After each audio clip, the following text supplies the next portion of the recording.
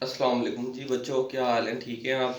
بیٹا ہم نے پہلے جو ہے انسانی جسم اور اس کی کارکردگی میں پہلا کوشچن پڑھا تھا، خلیہ سے کیا مراد ہے؟ بیٹا اب ہم نے اس کا نیکسٹ جو ہے وہ پڑھنا ہے، نظام سے کیا مراد ہے؟ انسانی جسم میں کون کون سے نظام کام کرتے ہیں، ہر ایک کے کام مختصر وضاحت کریں۔ یا بیٹا کوشچن آ جاتا ہے کون کون سے نظام مل کر انسانی جسم بناتے ہیں، وضاحت کریں۔ جواب بیٹا ہے انسانی جسم میں کسی حیاتیاتی عمل کی تکمیل کے لیے، بیٹا تکمیل تک پہنچانے کے لیے جو کام کیا جا رہا ہوتا ہے اسے ہم نظام کہتے ہیں۔ وہ یہ کہتا ہے کہ حیاتیاتی عمل کے تکمیل تک پہنچانے کے عمل کو ہم جو ہے نظام کہتے ہیں۔ وہ کہتا ہے نظام استخوان، پہلا نظام ہے نظام استخوان۔ وہ کہتا ہے نظام استخوان، یہ بیٹا شارٹ کوسچن میں بھی آ جاتا ہے، نظام استخوان سے کیا مراد ہے؟ آپ یہاں کہیں گے نظام استخوان کو ہڈیوں کا نظام کہتے ہیں۔ بیٹا نظام استخوان میں جو بھی بات ہوگی وہ ہڈیوں کے متعلق ہوگی، ٹھیک ہے؟ انسانی جسم میں کل وہ کہہ رہا ہے 206 ہڈیاں ہوتی ہیں۔ ان ہڈیوں سے انسانی جسم کا ڈھانچہ جو ہے وہ بنتا ہے۔ جسم کی شکل و شباہت اس ڈھانچے کی بدولت ہوتی ہے۔ ہڈیاں ہی انسانی جسم کو سہارا دیتی ہیں اور لیور کا کام کرتی ہیں۔ بیٹا انسانی جسم میں اگر یہ ہڈیاں نہ ہوتی تو آپ کھڑے بھی نہیں ہو سکتے تھے، آپ کوئی کام بھی نہیں کر سکتے تھے، آپ ہل جل بھی نہیں سکتے تھے، کیونکہ بیٹا ہڈیوں نے ہی انسانی جسم کو سہارا دیا ہوا ہے۔ اگر ہڈیاں نہ ہوتی تو بیٹا آپ بہتر طریقے کے ساتھ کوئی بھی کام سر انجام نہ دے پاتے۔ اس کے بعد بیٹا وہ کہتا ہے نظام عضلات، نمبر 2 پوائنٹ پر نظام عضلات۔ وہ کہتا ہے جسم کے نیچے انسانی جسم پر گوشت کی جو تہ موجود ہوتی ہے ان کو عضلات کہتے ہیں۔ بیٹا اگر وہ کہتا ہے نظام عضلات سے کیا مراد ہے، آپ کہہ سکتے ہیں شارٹ کوسچن میں جو انسانی جلد کے نیچے جو گوشت کی تہ ہوتی ہے اسے ہم نظام عضلات کہتے ہیں۔ یہ ہڈیوں سے جڑے ہوتے ہیں، یہ انسانی جسم کے مزدور ہوتے ہیں۔ ان عضلات میں سکڑنے اور پھیلنے کی صلاحیت موجود ہوتی ہے جس کی وجہ سے جسم حرکت کرتا ہے۔ عضلات ہڈیوں کو حفاظت کرتے ہیں جس کی صورت، اور وہ کہتا ہے کہ جسم کی صورت اور شکل و شباہت نظام میں عضلات کی بدولت ہوتی ہے۔ انسانی جسم میں عضلات کی تعداد 498 ہے۔ افعال کے اعتبار سے عضلات کی 3 اقسام ہیں، ارادی عضلات، غیر ارادی عضلات اور قلبی عضلات۔ اس کے بعد بیٹا ارادی عضلات میں بیٹا وہ کہتا ہے کہ یہ بھی شارٹ کوسچن آ جاتا ہے، ارادی عضلات ایسے عضلات جو آپ کی مرضی کے مطابق کام کرتے ہیں۔ غیر ارادی عضلات ایسے عضلات جو آپ کی مرضی کے مطابق کام نہیں کرتے، فار ایگزامپل آپ کو کرنٹ لگا، آپ فوراً ہاتھ پیچھے کرتے ہیں، وہ آپ کی مرضی تو نہیں تھی، خود بخود کام ہو گیا، ٹھیک ہے؟ اور قلبی عضلات وہ کہتا ہے کہ یہ شکل و شباہت میں ارادی اور غیر ارادی جیسے ہوتے ہیں لیکن یہ ان سے تھوڑا سا مختلف اور دھاری دار ہوتے ہیں۔ اس کے بعد بیٹا بات کرتا ہے نظام دوران خون۔ وہ کہتا ہے اس نظام کے تحت خون سارے جسم میں دورہ کرتا ہے۔ خالص خون دل سے شریانوں کے ذریعے جسم کے سارے حصے کو آکسیجن پہنچاتا ہے، اور وریدوں کے ذریعے غیر خالص خون جسم میں واپس دل کی طرف لے آتا ہے۔ اس نظام میں درجہ ذیل اعضاء کام کرتے ہیں۔ بیٹا اس میں 2 باتیں آپ نے یاد رکھنی ہے نظام دوران خون میں، شریانیں اور وریدیں۔ شریانیں شین سے شروع ہوتا ہے، اٹس مین شروعات، ٹھیک ہے؟ آپ نے ایسے یاد رکھنا ہے، شروع مطلب دل سے خون لے کر پورے جسم میں پہنچاتا ہے، شروع کر دیتا ہے، ٹھیک ہے؟ جسم کو دینا۔ وریدیں واو سے ہے تو اس کا بیٹا واپس، ٹھیک ہے؟ آپ نے کہنا وریدیں جو ہے وہ سارے جسم سے ڈی آکسیجنیشن جو ہے خون جو ہے وہ جسم میں واپس دل کی طرف لے آتی ہے، ٹھیک ہے؟ انہیں وریدیں کہتے ہیں۔ اس میں دل، شریانیں، ارکوش شریعہ اور وریدیں۔ نظام انہضام، بیٹا وہ کہتا ہے کہ ایسا نظام جس کے ذریعے خوراک ہضم ہو کر جزو بدن بنتی ہے اسے ہم نظام انہضام کہتے ہیں۔ اس عمل سے جسم کو قوت اور حرارت مہیا ہوتی ہے۔ اس میں منہ، حلق، خوراک کی نالی، معدہ، چھوٹیاں بڑیاں، جگر، پتا، لبلبا یہ شامل ہیں۔ نظام تنفس، بیٹا اسے ہم کہتے ہیں سانس کا نظام۔ وہ کہتا ہے سانس لینے اور سانس خارج کرنے کے عمل کو نظام تنفس کہتے ہیں۔ اس نظام کے تحت پھیپھڑوں میں گیس کا تبادلہ ہوتا ہے۔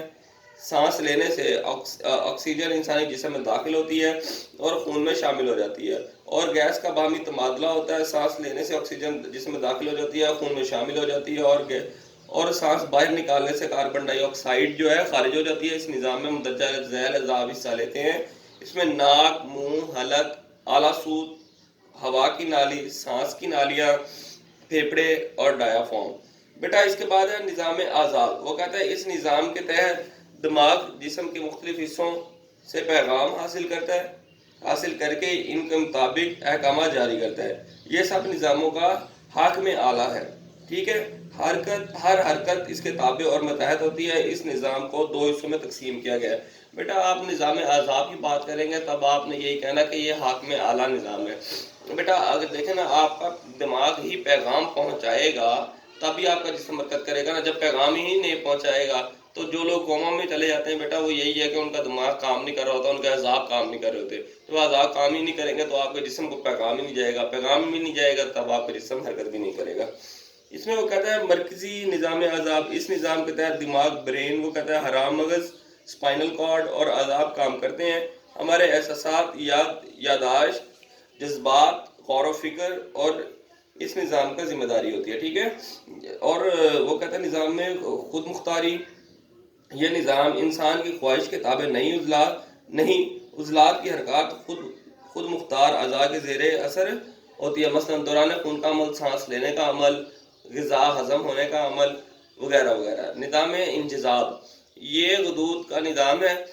اس نظام کے تحت ہضم شدہ غذا خون میں شامل ہو جاتی ہے، خون کے ذریعے جسم کے مختلف حصوں میں پہنچتی ہے۔ اس نظام میں انتڑیاں کے ابھار اور لیمفائی نالیاں ہوتی ہے جس سے بے رنگ عرق نکلتا ہے، حصہ لیتی ہیں۔ یہ تمام تر اس عمل کو نظام انجذاب کہتے ہیں، غدود کا نظام ہوتا ہے بیٹا یہ۔ اس کے بعد وہ کہتا ہے نظام اخراج فضلات، اس نظام کے تحت ہمارے جسم کے اعضاء کی ٹیوننگ ہوتی ہے، جسم کے فاسد اور بیکار مادے خارج ہوتے ہیں، مثلا پسینہ، پیشاب وغیرہ وغیرہ، ٹھیک ہے، اور جسم کا درجہ حرارت بھی برقرار رہتا ہے۔ بیٹا دیکھیں آپ گرمیوں میں اگر آپ کا پسینہ نہ آئے تب آپ کو کتنی مشکلات کا سامنا کرنا پڑے گا۔ بیٹا یہ اللہ کی طرف سے ایک انعام ہی ہے کہ ہمارے جسم میں مختلف چیزیں یہ پیدا کی ہوئی ہیں جس کی وجہ سے ہمارے جسم کا ٹمپریچر جو ہے وہ کم ہوتا رہتا ہے، نارمل رہتا ہے۔ بیٹا اب آپ دیکھیں جب آپ گرمی میں ایک دھوپ کی تپش ہوتی ہے، دوسرا آپ کا پسینہ نہ نکلے تو آپ کا جسم تو جل جائے گا۔ تو بیٹا وہ اس سے بچنے کے لیے دھوپ سے اللہ پاک نے انسانی جسم میں پسینے کا جو عمل ہے وہ پیدا کیا ہوا ہے، پسینہ آنے سے انسان کا جسم ٹھنڈا رہتا ہے، ٹھیک ہے۔ اس کے بعد وہ کہتا ہے حصہ مخصوصہ کا نظام، یہ ایک ایسا نظام ہے جس کے تحت انسان اپنے حواس سے خمسہ، آنکھ، ناک، کان، زبان اور جلد کے ذریعے ارد گرد کے ماحول اور مختلف چیزوں کو محسوس کرتا ہے، مثلا آنکھوں سے دیکھتے ہیں، ناک سے سونگھتے ہیں اور خوشبو کا بدبو کا احساس کرتے ہیں، کانوں سے سنتے ہیں، زبان سے ذائقے کا اندازہ کرتے ہیں اور جلد سے سردی گرمی کا احساس انسان کرتا ہے۔ اس کے بعد نمبر 10 پہ ہے بیٹا وہ کہتا ہے بے نالی غدود کا نظام۔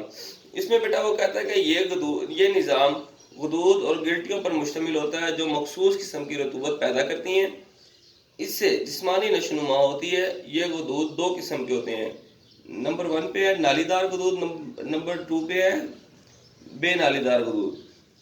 وہ کہتا ہے نمبر 1 پہ جو رطوبت نالیوں کے ذریعے جسم کے مختلف حصوں تک پہنچتی ہے اسے نالی دار غدود کہتے ہیں، مثلا لعاب دہن کے غدود، جگر لبلبہ کے غدود، پسینے کے غدود۔ بے نالی غدود وہ کہتا ہے جن کی رطوبت بغیر کسی نالی کے خون میں براہ راست شامل ہوتی ہے، بے نالی دار غدود کہتے ہیں، مثلا ہارمونز وغیرہ۔ نمبر 11 پہ ہے نظام افزائش نسل۔ اس نظام میں تولید و تناسل کے اعضاء اور وہ گلٹیاں شامل ہیں جو افزائش نسل اور بقا زندگی کا سبب بنتی ہیں۔ بیٹا یہ تھا ہمارا چیپٹر جو ہم نے ختم کر دیا ہے۔ بیٹا اس کے لانگ کوسچن ہم نے پڑھ لیے ہیں، انشاءاللہ ہم اس کا جو ہے شارٹ کوسچن جو ہیں اس کے کل ہم پڑھیں گے۔ بیٹا یہ چیپٹر ہمارا ختم ہو جائے گا۔ بیٹا اوکے، تھینک یو سو مچ، اللہ حافظ۔